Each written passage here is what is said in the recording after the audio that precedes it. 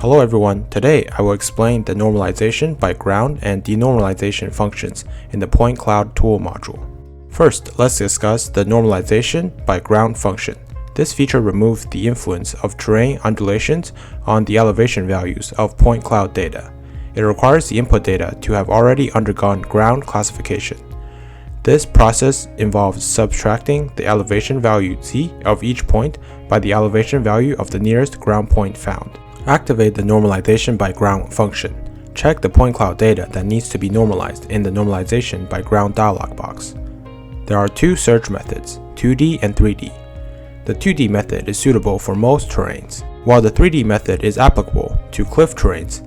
It optimizes situations where the terrain fluctuation is significant, especially when normalizing vegetation height after vertical growth. However, for steep slopes or other terrains, it is recommended to use the 2D search method. If you want to write out the elevation values of the current point cloud as additional attributes, click the Add Original Z Value to Additional Attributes option.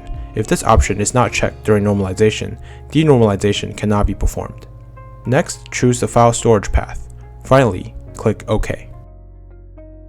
Once the computation is complete, you will be prompted whether to add the data to the project. Click Yes to check the normalized point cloud in the directory tree to see the normalization effect.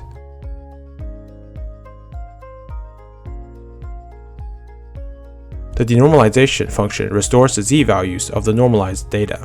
This function requires checking the original z value to additional attributes option during the normalization by ground operation. After denormalization, the original elevation values in the additional attributes will replace the current elevation values. To activate the denormalization function, first select the point cloud file you want to denormalize, then choose the path to save the denormalized point cloud. Finally, click OK. After denormalization, you'll be prompted whether to add the data to the project. Click Yes and check the denormalized point cloud in the directory tree to see the denormalized effect.